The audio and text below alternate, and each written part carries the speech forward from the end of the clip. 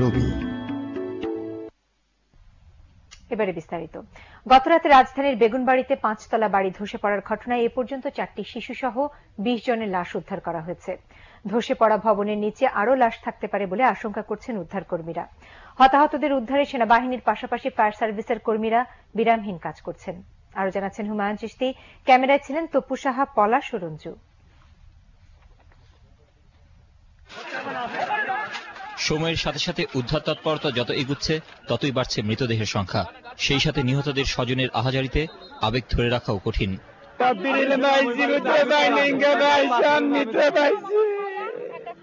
ভবনটির নিচে যেসব হতভাগ্যরা চাপা পড়েছেন তাদের বেশিরভাগই বিভিন্ন গার্মেন্টসের শ্রমিক বা দিনমজুর। ভবনের পাশে বাঁশ, কাঠ আর টিনের তৈরি এসব ঝুঁকিপূর্ণ ঘরে খুব অল্প ভাড়ায় ছিল তাদের বসবাস। ত্রুটিপূর্ণ ভবনটি হেলে পড়ে গেলে সেখানে চাপা পড়ে টিনের ঘরে থাকা এসব হতদরিদ্র মানুষ।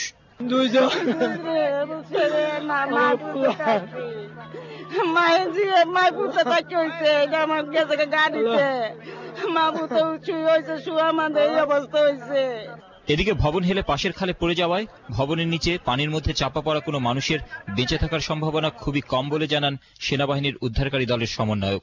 ক্রমান্বয়ে দেখেছেন এক্সকাভেটর দিয়ে আস্তে করে আলতো হয়ে সরিয়ে তারপরে ডোজার দিয়ে আমরা ফার্দার সরিয়ে আমরা দেখছি ভিতরে আরো কোনো লাশ পাওয়া যায় কিনা।